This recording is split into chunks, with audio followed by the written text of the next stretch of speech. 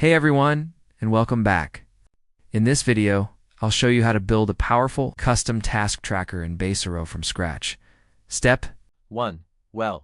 First, log into Baserow and create a new database. Name it something like Project Task Tracker. Now, let's add the essential columns. Create a single-line text field for the task name.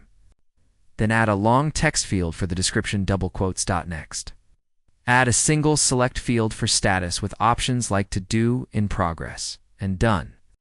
This lets you track progress at a glance. Add an assignee field using the collaborator type to assign tasks to team members. Then create a due date field using the date type to track deadlines for priority. Add another single select field with levels like high, medium, and low. Now, let's make it visual.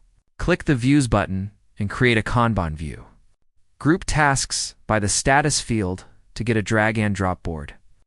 Just like Trello, you can also create a gallery view for a more visual overview or a grid view for detailed data entry.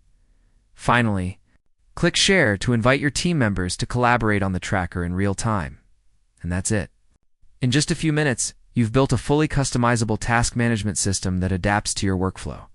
If you create your own task tracker, let me know what you're organizing in the comments. See you in the next one.